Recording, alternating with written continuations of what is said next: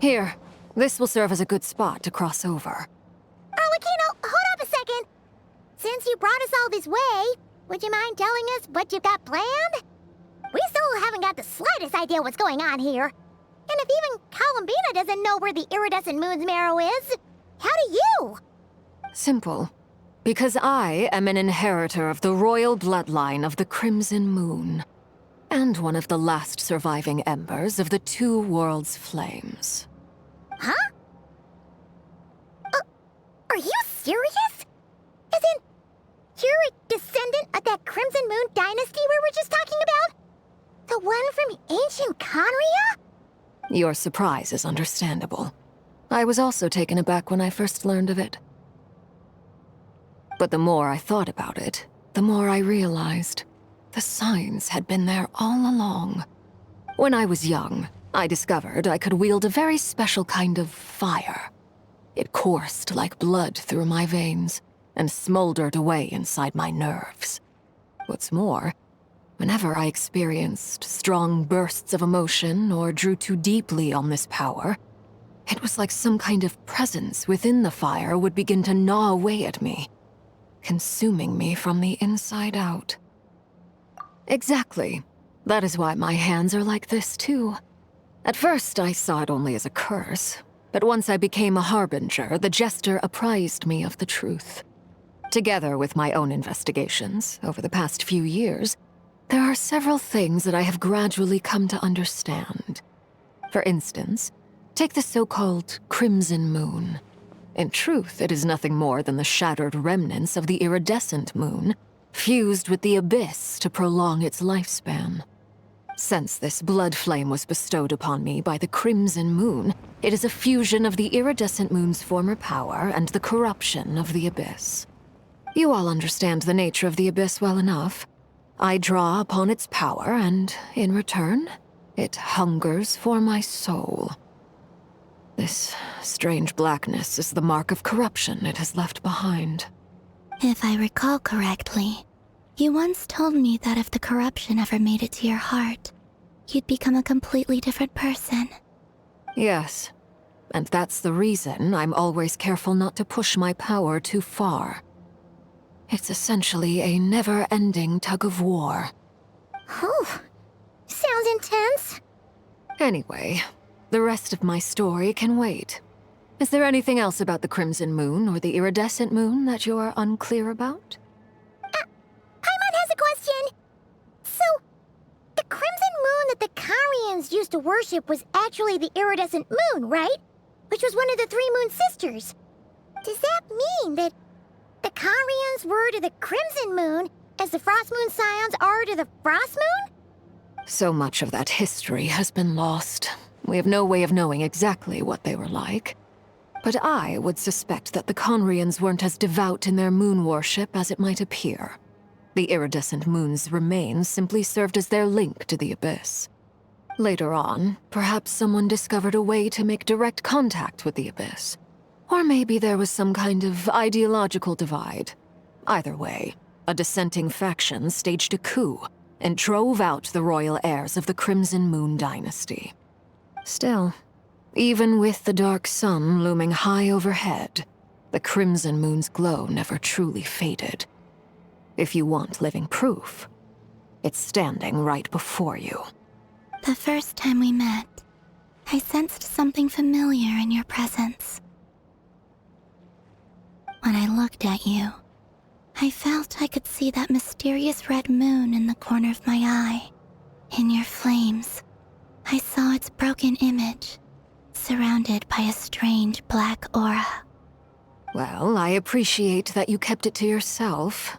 Much about the Crimson Moon is still a mystery, and I'd prefer not to end up as the object of an insane research project. Anyway, time is against us here, so if there's any other questions, they'll have to wait. I just want to make sure I've got one thing straight. In her letter, Sandrone mentioned that since you are unable to contain the iridescent moon's marrow yourself, you intend to leave it in my custody. Correct? That's right. For now, it's the only way I can pay you back for your help. The iridescent moon is already part of who you are, so with its marrow in your possession, you'll be even more powerful than before. Deal. Then let's get started. Get what started? What does this place have to do with the Crimson Moon? When I first became a Harbinger, the Jester gave me a book called Paranhari, also known as Leobranto Inamorato. You should be able to buy a copy next time you're in Fontaine. It's a love story set in the Crimson Moon era. But setting aside the tangled romances of its characters, it also records a few interesting details. In the Crimson Moon era, or so the story goes, there was an orphanage that received children from beyond the bounds of this world, and subjected them to a peculiar induction ceremony. Beyond the bounds of this world? For real? And what kind of induction ceremony? The Crimson Moon sages looked beyond this world for beings with powers that surpassed the gods. But fearing they might lose control, they subjected these children to a process of refinement. They made these children crawl up a fireplace and kept asking them, "Have you died? Did you see it?" Until they finally admitted to having died and seen a crimson moon.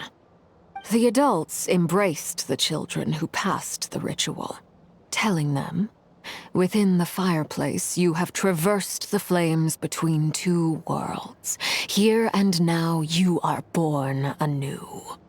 The book leaves much unsaid, but I suspect that this was their way of branding the children they had enrolled, leaving an indelible mark upon them so that they would forever live in the Crimson Moon's light. That explains why I can't sense the Crimson Moon's marrow in this world. It makes sense that it would be sealed in a special space that can only be accessed temporarily through some kind of ritual. But there's no fireplace here. Do you see a chimney anywhere? Oh, are we supposed to build it ourselves? Okay, fine. Paimon will go find some bricks. That won't be necessary. The fireplace is purely symbolic. The key to the ritual is crossing the flames between two worlds. In other words, the flames that burn within me. Those burned away by such flames leave behind a kind of ghostly afterimage in the world. In the days of Conria, people believed they could be used to bridge the gap between the two worlds of life and death. In short, I can open a passage to that space for you. That's the easy part. The catch is I'll need to stay on this side to keep the passage open, so I won't be able to come with you. Once you're inside, You'll have to find your own way. Very well. Then I'll open it up. Traveler, spare me a little more moonlight if you would. I may need it.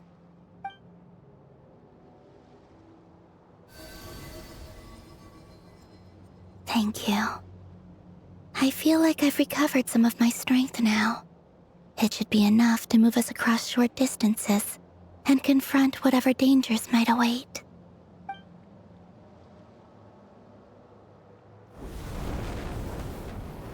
Mistress of the seven hues of ages past, great mother of the present, crimson-clad sovereign of the two realms, by fire severed, by fire renewed, I offer myself now and beseech your descent.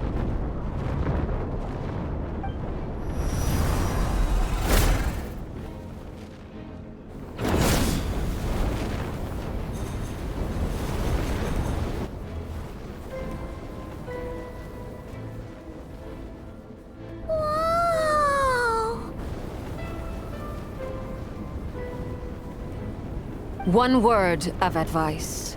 As you're crossing over, no matter what voices you hear, do not answer. Got it! I sense a sinister gloom inside, but also the familiar light of the moon.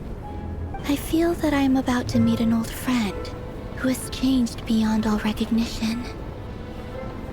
All right, let's go.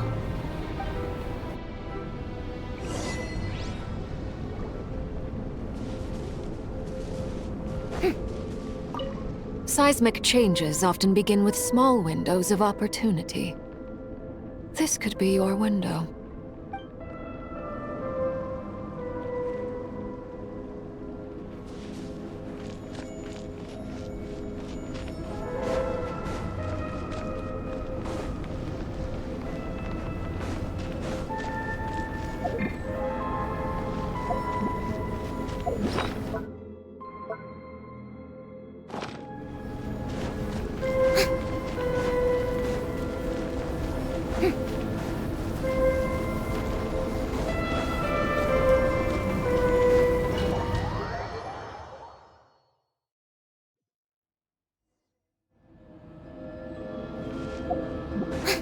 I sense your presence and crave you death and rebirth. Wait, why are you? You have crossed over from another world, transcended fate itself. I have no right to.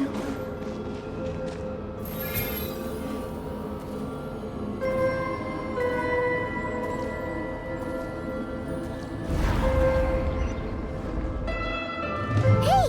Look up at the sky! A red moon! This must be the spot, right? Is that the abyss? It's practically filled the entire place! What now? What a tragic sight. Fragments of your broken body, seized by the abyss and hung up aloft like mummified remains. Iridescent moon, was this truly what you wished for? Careful! There's something spooky about this place. Feels like something is lurking in the fog. Haimon's right behind you. Whatever you do, don't run off without her.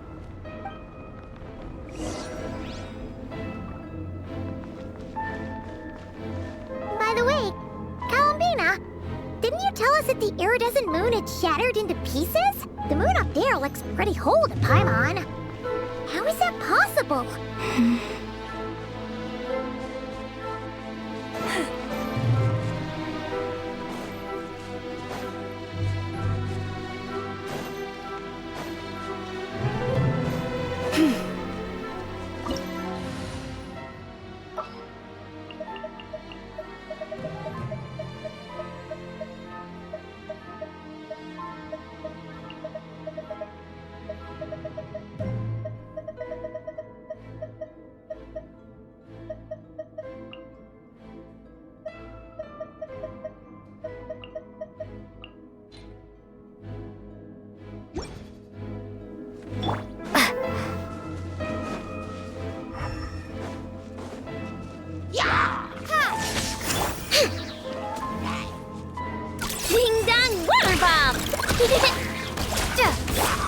letting brave names echo! Close your eyes.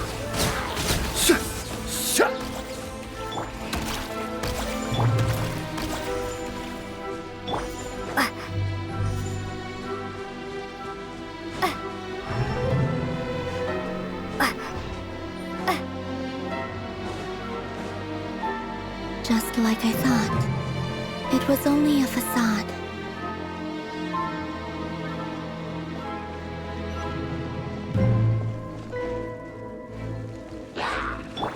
Look, a rainbow!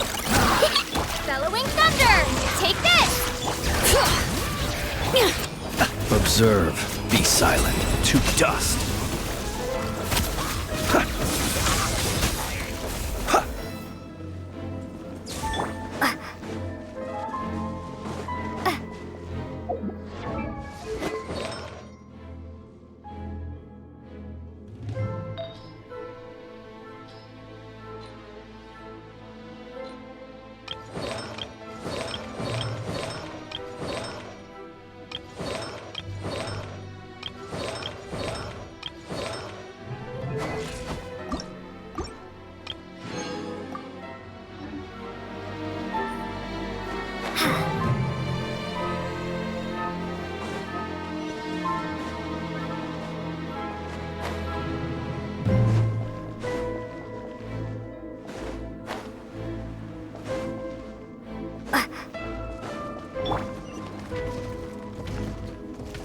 Ding dong water ball!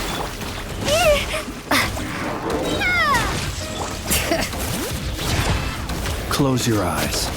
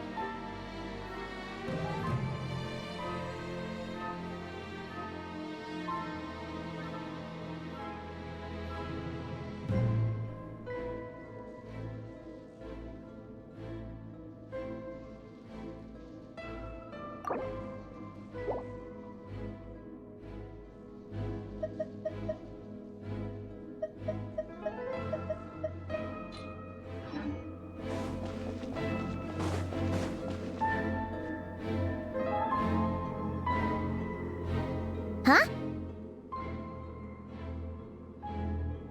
Huh? For real? That's way too high! There's no way we'll be able to reach it! No.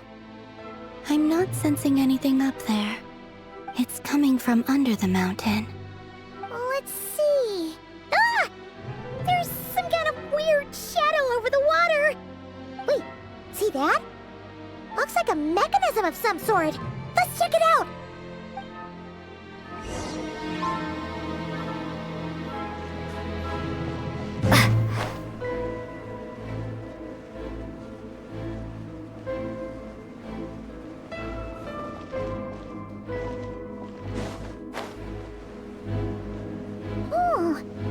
Looks like a device from the time of Kalia. Maybe people once came here to study the Crimson Moon's domain, and they left this behind.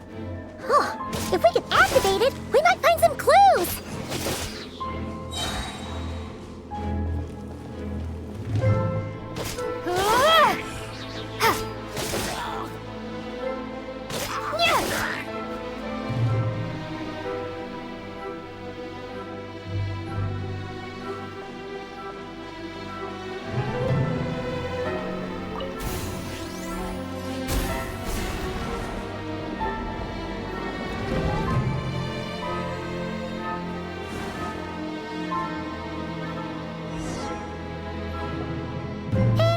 Look at that! Now that the mechanism's running, the shadow in the water looks different. Do you think these mechanisms might be the key to unlocking the secret? Let's try to find more of them! Thelindis, we'll leave the rest of the research in your hands. We'll be heading back now. I hope this isn't ruining date night. Ugh. Mind your own business. Just leave me some snacks on the table. Thelindis? Is that Riru's girlfriend? How come we're hearing her voice here? Oh yeah! So, do you think she was studying this strange space all along? The Abyss has made this space extremely unstable. Maybe that's why some of the things she said and did were preserved here. Like echoes. Or after images. Whenever I see this view, it takes me back to a poem from my childhood. Waning moon, oh lifeless damsel, weeping on the mountain crest. Mourning still in wistful tone, her fragile soul now laid to rest. For me, of all people, to be here investigating the mysteries of the Crimson Moon space, is it a coincidence or something more?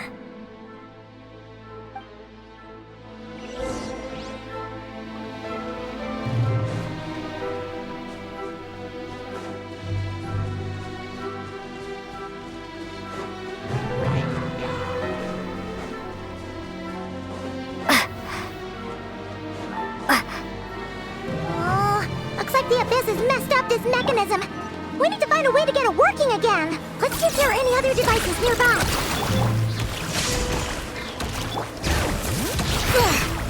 Be silent. Observe.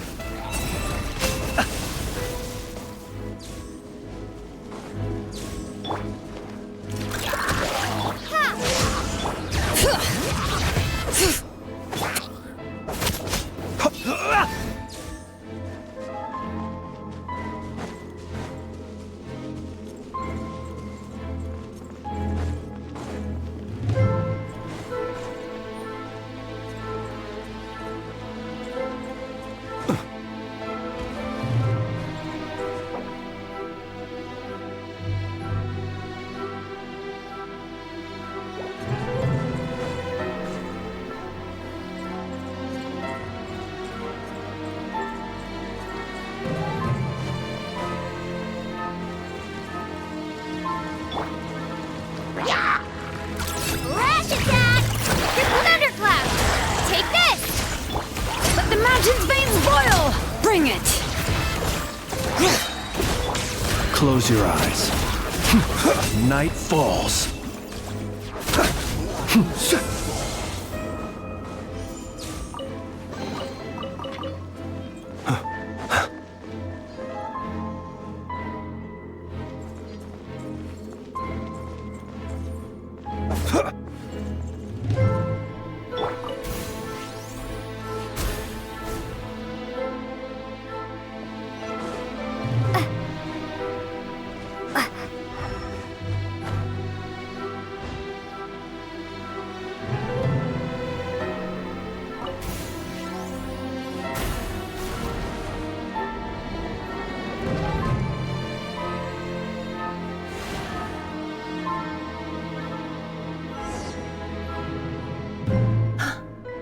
See.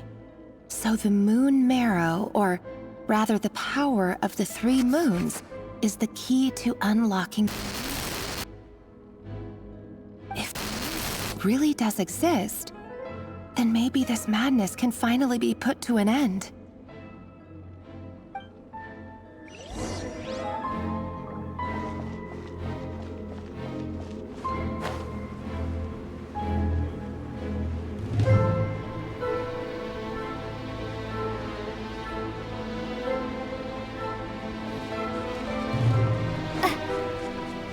Take cover behind the rocks!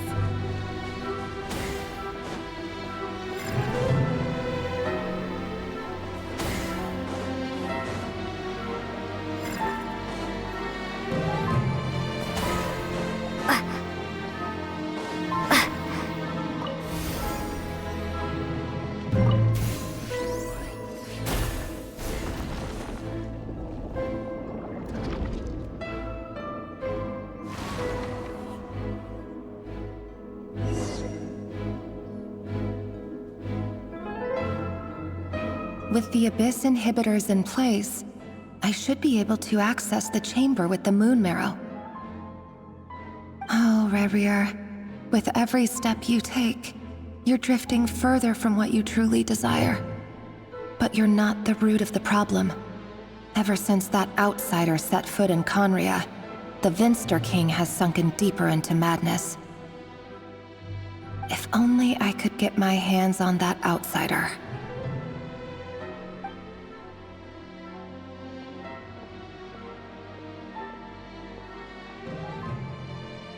Hey look!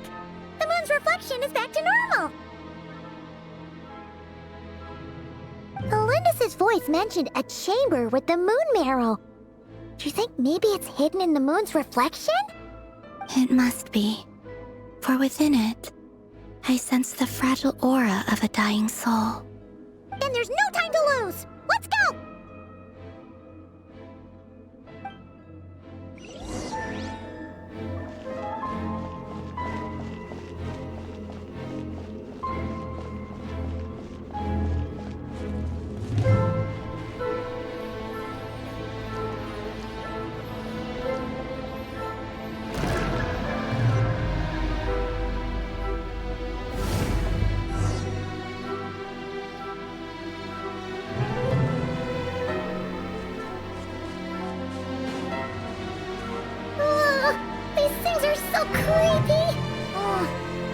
Looks like we'll have to destroy them if we want to get to the iridescent moon's mirror.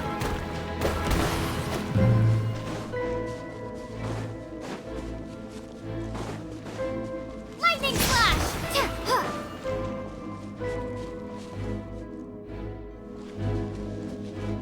That must be the iridescent moon's mirror! Oh, we'll need to destroy these things before we can reach it!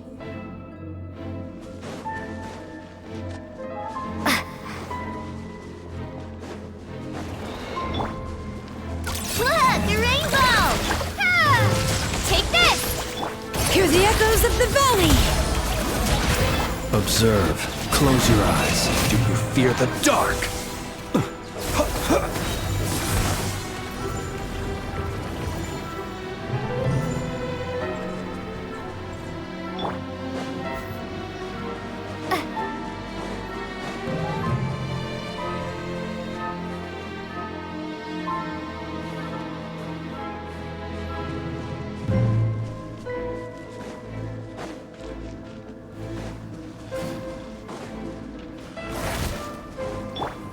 Flash attack!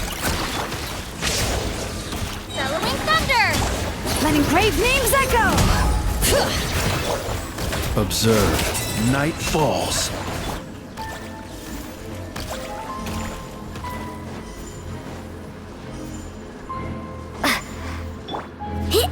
Ding dong water bomb!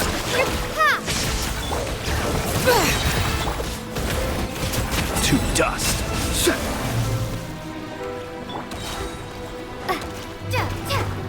Hang in there!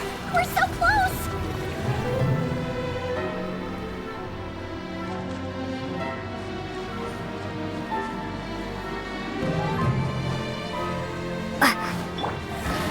Flash attack! Thunderclap! Let the mountain's veins boil!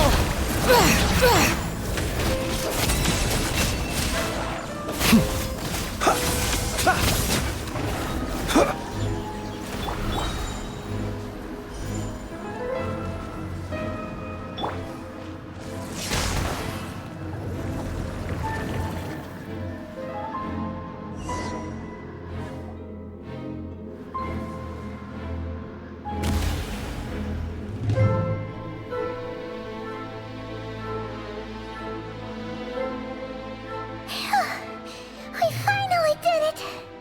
The iridescent moon's marrow, still burning away like an undying flame, yet now contaminated by the abyss.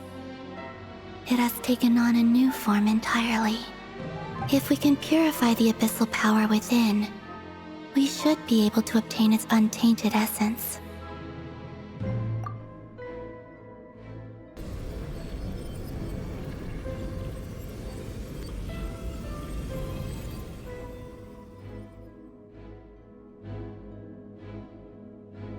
It's so cold.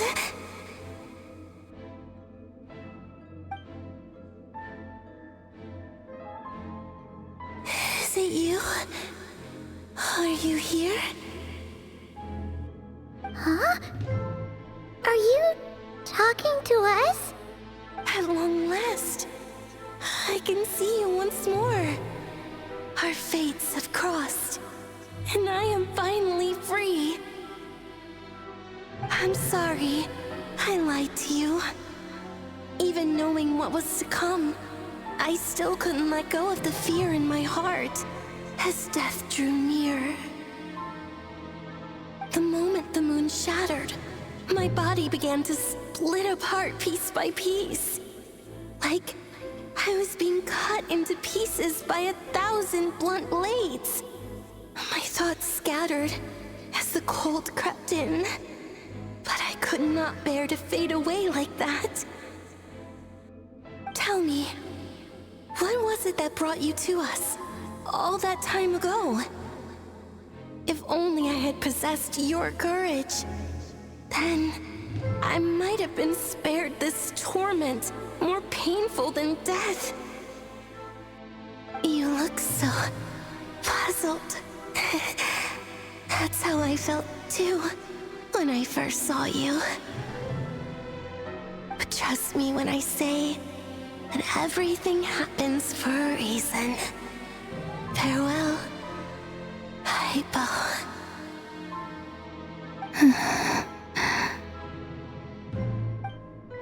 What was that all about? Was that the goddess of the iridescent moon? Oh, it sounded like she was speaking to a long-lost friend. But none of us have ever met her before, right? Perhaps. She took me for the goddess of the frost moon she once knew. For a fading soul like hers, our auras must be too similar to tell apart. But anyway, we've got the iridescent moon's marrow now. That should help you regain your strength, right? Alright, time to leave this place and meet back up with Arlecchino. Let's go!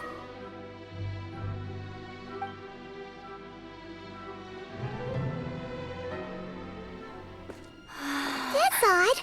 This place looks different than when we came in. Waning moon, Huh? oh lifeless damsel. Oh.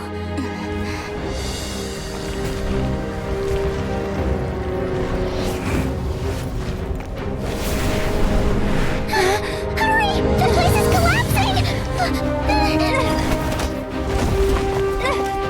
It wants to trap us here. Who's it? The Abyss?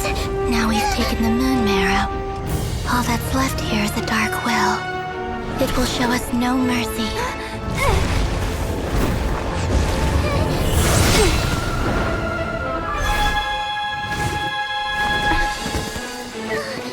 Give it back!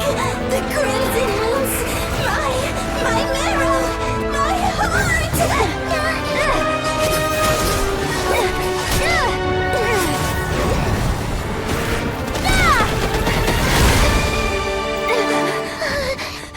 Finally! Huh? Oh no! The exit's blocked! They're back! Now what do we do? This is where you fall. Witness my rise. Hey, it's... What are you waiting for?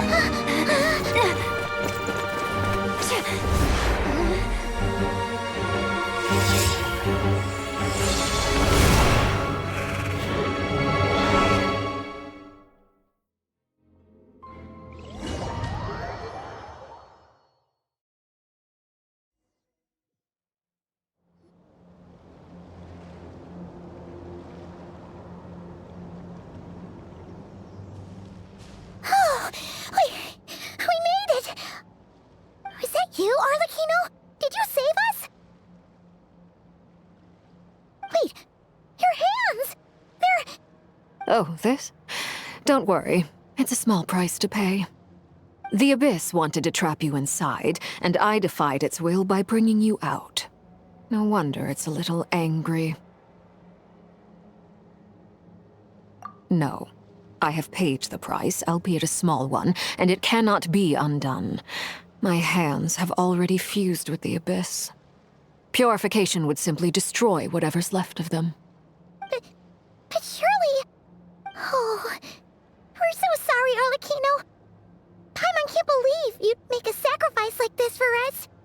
As much as I'd like to call it a favor, the truth is I was simply holding up my end of the deal. Well, Columbina. Yes, you did your part. And as promised, I will leave the iridescent moon's marrow in your care. From this day forth, may the two worlds' flames burn ever more brightly.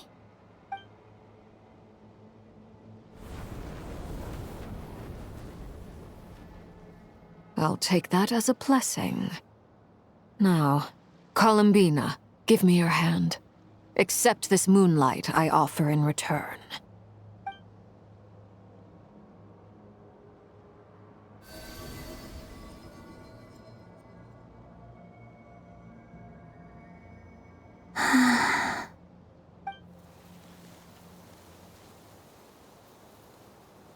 Feeling stronger?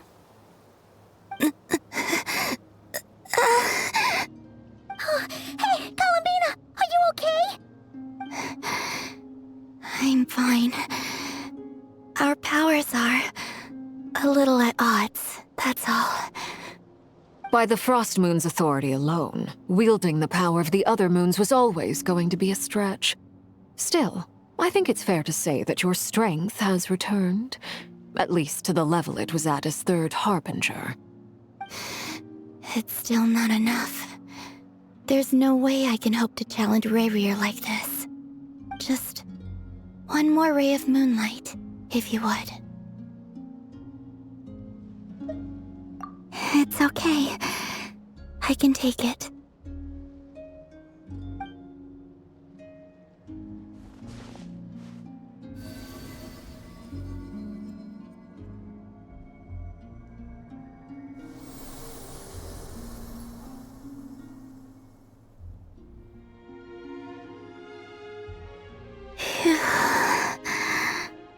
How about now? Fighting fit? At the very least, I won't have to stay hidden like before. I want to see him gone from Not Cry.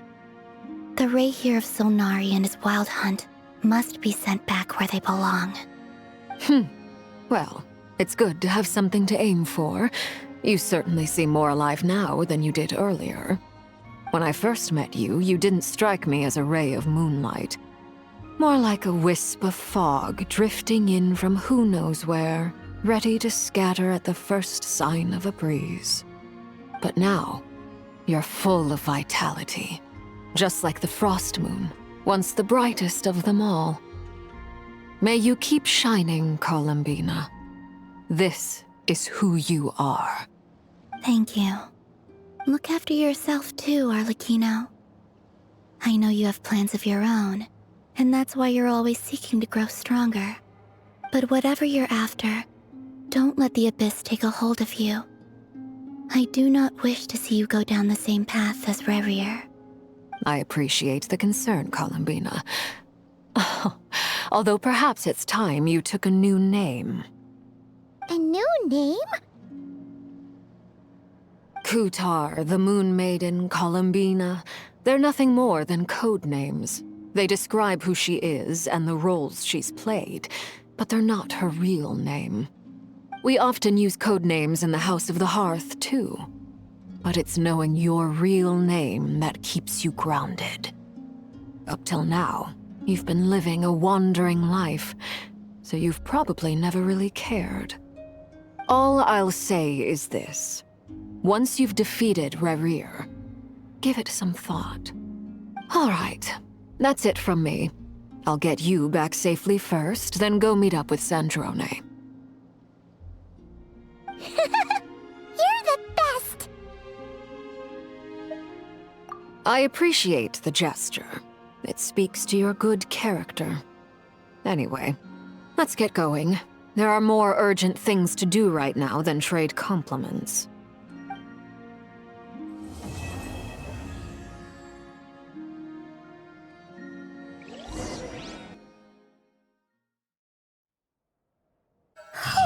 It was a close call, but we got the iridescent moon's marrow and restored Columbina's strength, and that's all that matters.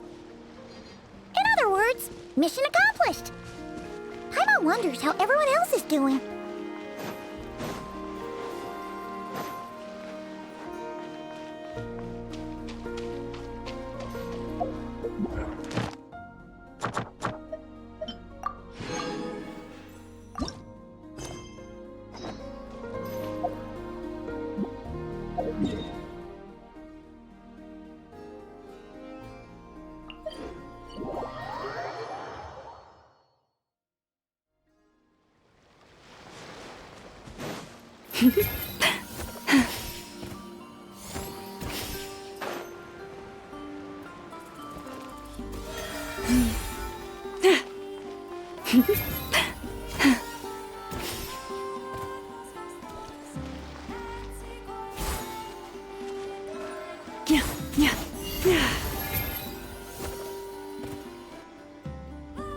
Oh, do you think the others are making good progress? Hope it's all going smoothly. Oh, hey look! They made it back as well! Flintz, Llama! How'd it all go? All is well, thank you. Nefer and Yehoda had to stay at the curatorium to wrap things up, so they won't be joining us for now. I ran into Miss Anefa and Miss Aino on the way back. Their work is still in progress, so I suspect they won't be back for a while either. You seem rather cheerful today, Mr. Flintz. I certainly am. I achieved what I set out to do and came away with more than I bargained for.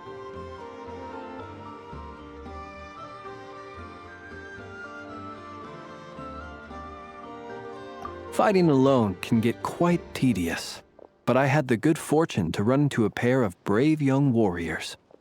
We meet again. How have you been? Albedo! What are you doing here? That would be a natural assumption to make. It's also the correct one. These two courageously lent me a hand while I was fighting the wild hunt. When they told me they were Servarka's colleagues, it all made sense. And given how people of outstanding talent tend to cross paths, it's no wonder you're already acquainted. So, who's your travel buddy, Albedo? Why don't you come and introduce yourself?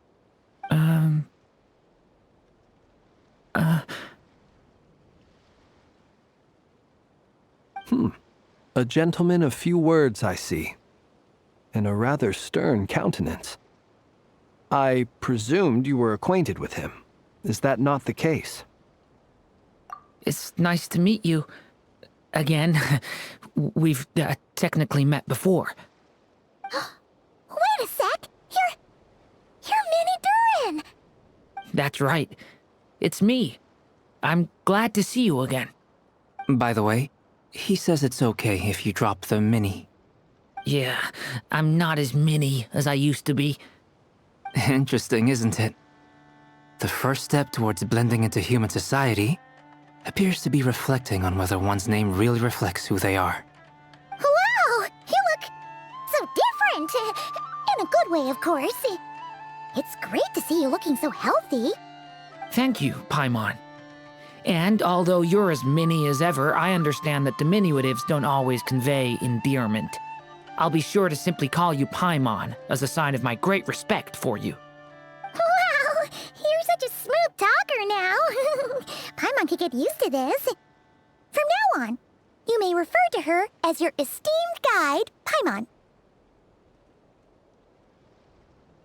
Personally, I think our little Paimon is the perfect size. When people call her Little Paimon, it's just because she's so adorable that they can't help themselves. If that's not a sign of endearment, what is? You're absolutely right, Miss Lauma. My brother still has a long road ahead of him when it comes to understanding human relationships. Anyway, speaking of long journeys, didn't Columbina, leave with you? How come she isn't back yet? She's been catching up with old friends. Wouldn't be surprised if she stopped for a cup of tea, or 10, on the way back. Uh-oh. People are talking about me. Hope it's nothing negative.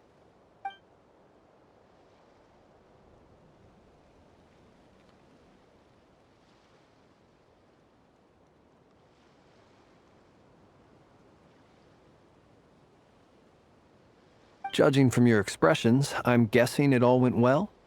It's getting crowded here. I'll go grab some chairs. No need. This is a job for an alchemist. I'll whip some up momentarily. Thank you for your hospitality, ladies and gentlemen, but I was merely escorting my friends back. I'll be meeting Sandrone shortly, as we still have some things to discuss. It's been a pleasure, everyone. But this is where I'll say goodbye. We really appreciate your help. Oh, come on. Spare the formalities. I'm just glad I could help out some true friends. I understand. Well, bye for now, Harlequino.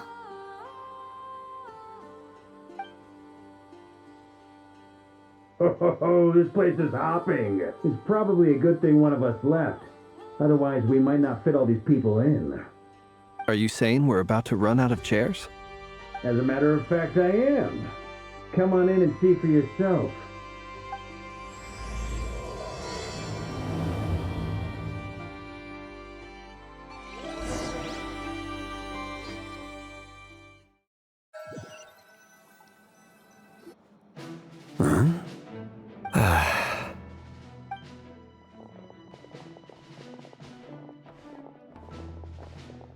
I overheard your little chit-chat outside, by the way. With Miss Columbina's colleague gone, we should be back to the original crew plus the other colleagues I brought in. Though, it looks like we have another new face. Someone else managed to rope in a colleague too? Frankly, you and Paimon are the only people I know here. This here is Deansliff, colleague of Teyvat's greatest guide, Paimon, and greatest adventurer, the Traveler. Well, not exactly colleagues, more sort of friends. When someone else jumps in to do the announcing, you know you're speaking to someone important. Let's hear what he has to say. Note to self. Once Paimon knows your name, the rest of the world will soon follow. When he comes looking for us, it's usually something important. Paimon's guessing you've heard about the Wild Hunt, then. From the looks of it, you're about to hold a meeting. If I were to say that the Wild Hunt is our mutual enemy, would that earn me a seat at the table? As the saying goes, the enemy of my enemy is my friend. Mr. Dainsliff, there's a seat with your name on it. Though, I can't promise the same for everyone else. Hey, Albedo, think you can rustle up a couple more chairs?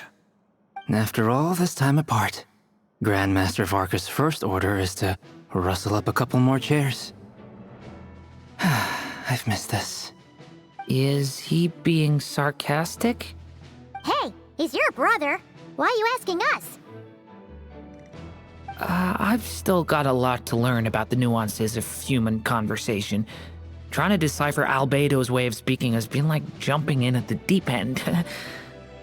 Oh, good point. Paimon gets you now. Don't sweat it. There are people who go their whole lives without getting the hang of it. You're ahead of the game already.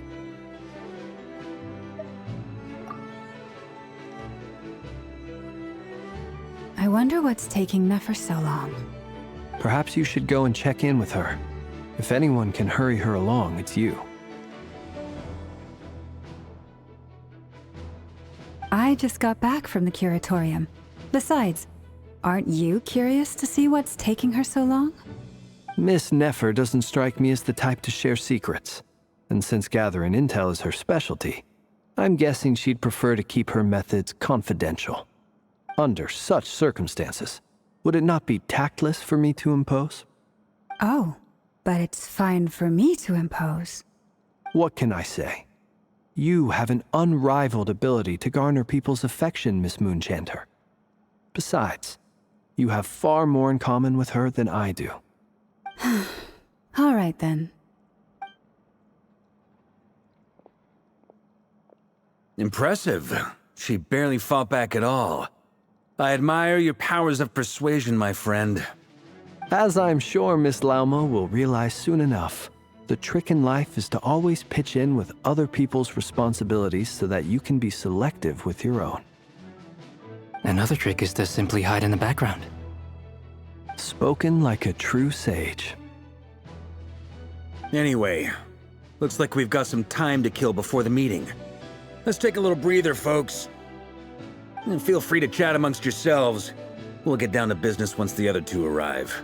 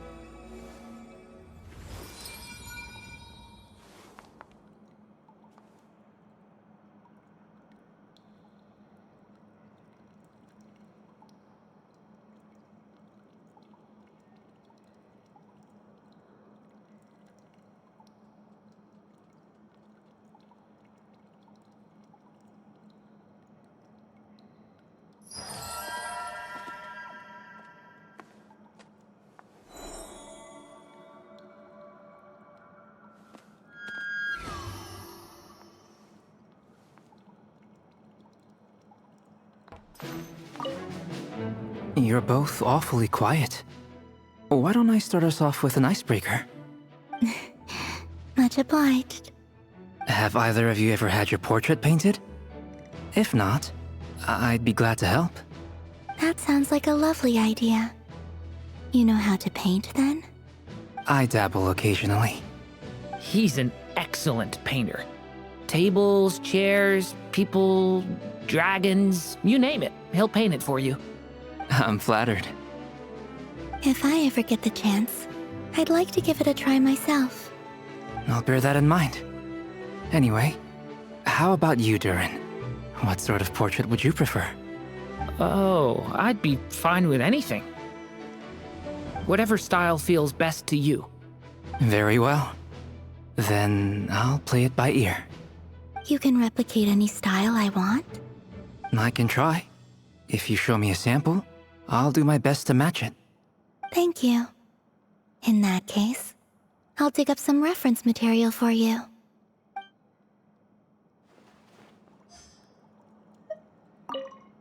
You're both awfully quiet. Have either of you... That sounds like a I dabble. He's an I'm flat. If I ever get... I'll bear that in mind. Oh, whatever style Very well. You can replicate an... I can try. Thank you.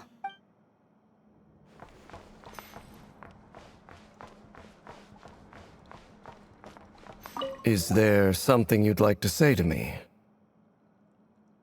Yeah! For starters, why'd you just show up here without even giving us a heads up? If you think back to our previous interactions, you may recall that that's hardly out of character for me. You do have a point there. Oh yeah! You'll need to find somewhere to stay the night too, right? Want to tag along with us? You never know. We might get a group discount. Sure, let's do that. Great! Paimon will handle it! And in return, we can get Dainslift to be our very own personal bodyguard.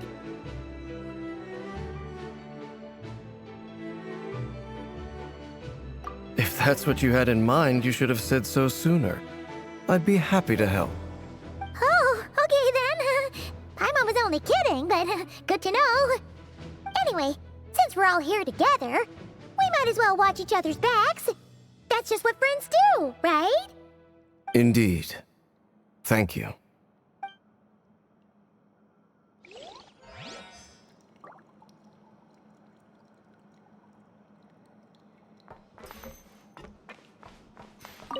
Truth be told, I can't remember the last time I was in a meeting with so many people. You're not alone there, my friend. The Lightkeepers also struggle to bring everyone together for a serious discussion. I don't doubt that. I've only ever met two Ratniki, one being you, and the other being that young guy, Itlua. Itlua is a good apple. I'll give him that. He's kind, honest, and regularly delivers supplies to my lighthouse. A true Ratnik to the core. In that sense, he puts me to shame.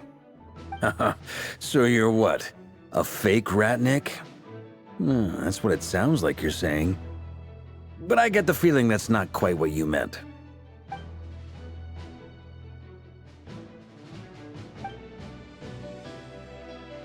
Come on, why the awkward silence?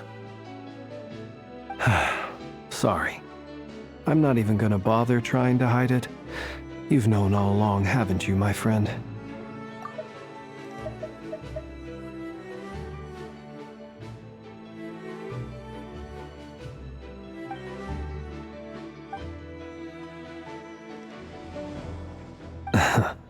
Now that was an awkward silence.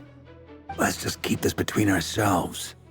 Probably best if Itlua doesn't know, huh? That goes without saying. Gotta be careful what you share with youngsters, after all. Anyone else in the know? Let me guess. The Traveler and Paimon?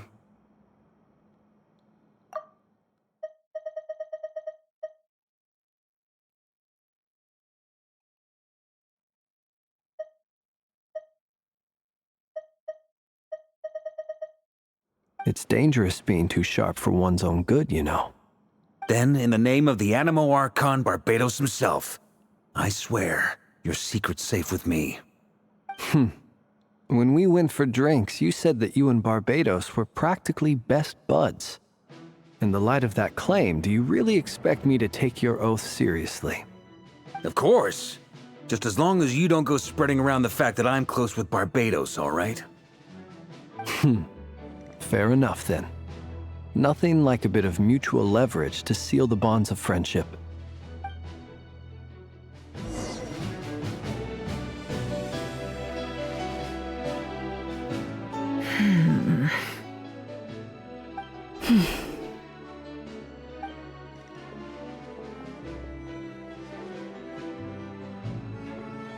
Ah, Miss Nefer. You made it after all. But what about Yehoda? I'm here to give you an update on how things are going on our end. Once this is over, I'll be heading straight back to continue my work. I left Yehoda back at the curatorium to watch over things while I'm gone. Huh. So much for just this once.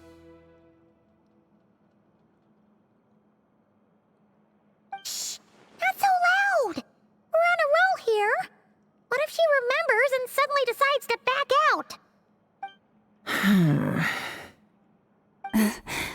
Did you say something, Mr. Varka? Huh? I didn't say anything. Right, Flint's? Must have been a frog. They get so noisy around here at nighttime. It's like they're putting on a concert in the background.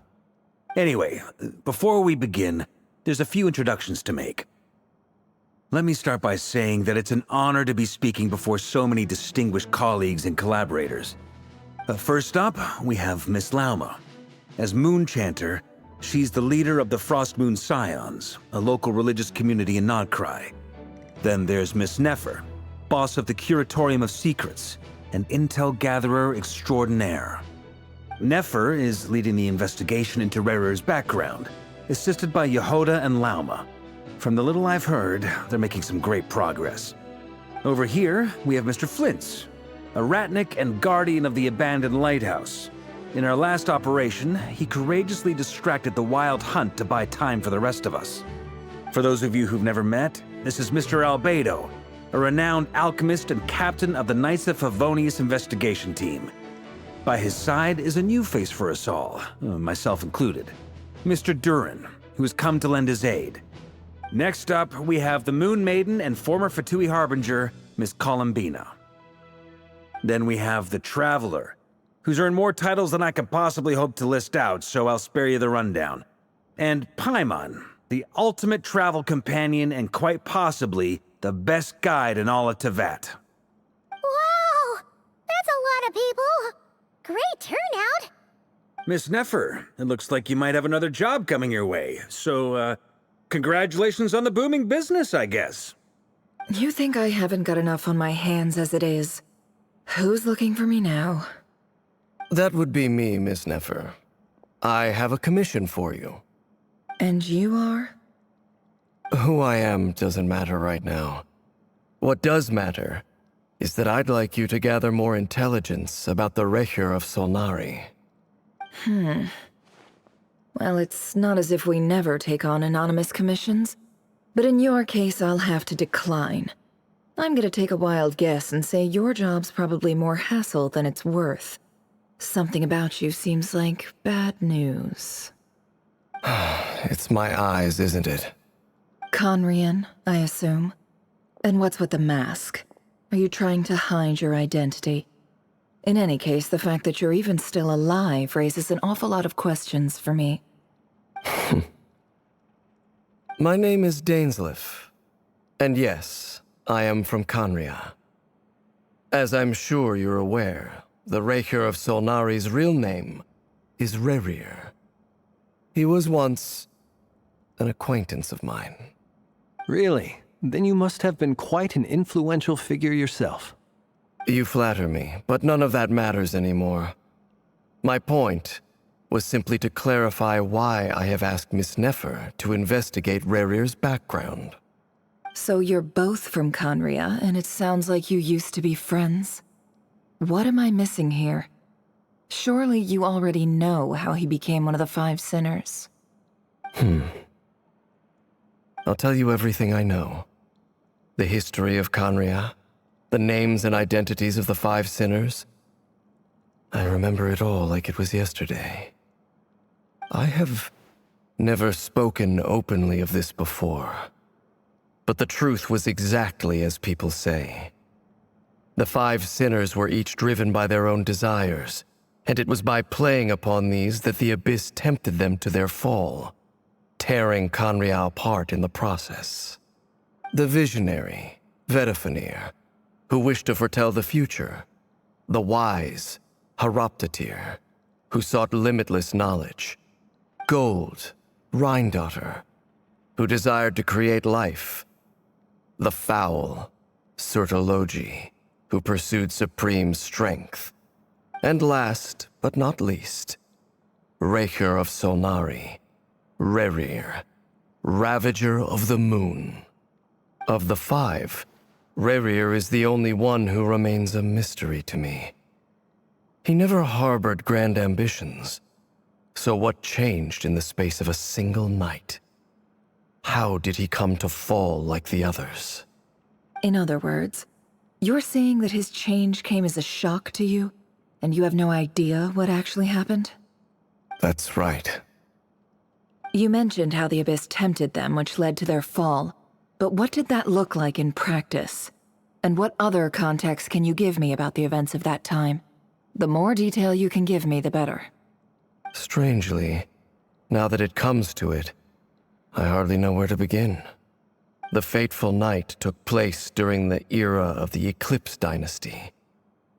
One day, my elder brother, the visionary, Vedifenir, was summoned to the palace by the Vinster King, only for the king to gouge out his eyes and cast him into the dungeons. When I came to hear of this, my fury knew no bounds. I gathered together every ally I thought I had, and together, we set a night to storm the palace and free Ved. Centuries on, the memories of that night still haunt me like a never-ending nightmare. We broke through the palace gates, just like we had planned, each striking towards our separate targets. But then, I was betrayed. Even Vedifenir, the very person I had come to rescue, abandoned me and partook of the Abyss's power. So, it's personal after all. Then tell me, Mr. Dainsleif, what price are you willing to pay? You, of all people, must know that nothing comes for free. I cannot say what price would be worthy of such a commission. But know this. Rerir was not always a madman. Believe it or not, there was a time when he was just an ordinary man, working for the Conrian Intelligence Service. Uncovering the truth of Rerir's past is the only way to unravel this mystery. But before you decide if you will accept my commission, I will tell you more about him. Enough, I hope, to help you plan your next move. Sounds pretty good to me. Feels like we just flagged down a random passerby, only to discover he's actually a master strategist who has a score to settle with our enemy. Can I borrow your halo? It could be useful in the lighthouse. Hey, enough with the wisecracks! Besides, isn't that lamp of yours bright enough already? Relax. It was meant to be a compliment. If that was a little over the top for your liking, I'll make sure to tone it down next time. I'll give your proposal some serious thought, Mr. Dainsleif.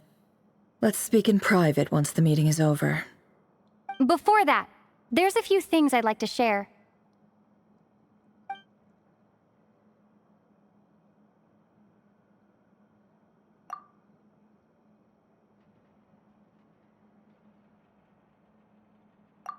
Now that we've united the hearts of the 3 moons, your power should be greatly enhanced.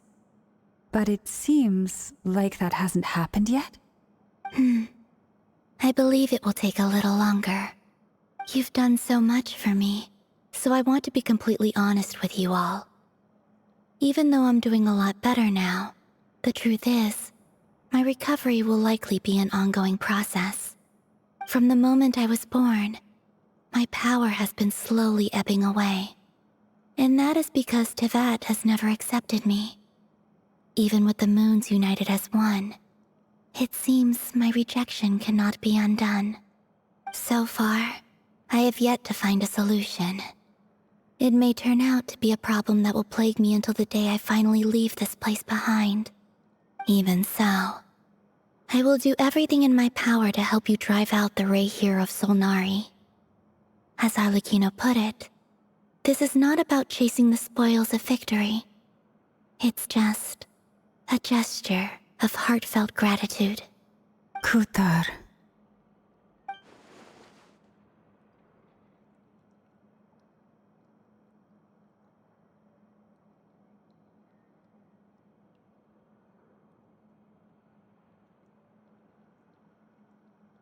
Defeating the Ray here of Solnari will be no easy task. While my strength slowly recovers, we'll also need to gather more intel.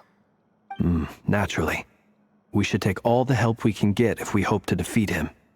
We've considered several viable plans now, but our choice hinges on the answers to a few key questions. Is it even possible to kill Rerir? What experiences shaped the person or monster he became? And what's he really after? Given Albedo's expertise in alchemy, I think we should leave him to try and answer the first of these questions. Understood. As for the other two, I'm afraid we'll have to count on you again, Miss Nefer. Believe me when I say it's not my wish to burden you. But right now, relying on your skills is our only option. So you're placing all your hopes on me, huh? We can't thank you enough for agreeing to help us. Honestly, I can hardly believe how lucky we are. You sure have a talent for changing your tune, Miss Moonjanter. Timid like Yehoda one moment, then flinches insincere flattery the next. Ladies, please. I must object to your portrayal of me. That's all. Feel free to keep bickering. Just pretend I'm not here. I almost don't want to leave this room. I'm curious to see how this plays out. I have faith in you, Miss Nefer. Something tells me you'll stand by us until the very end. Oh?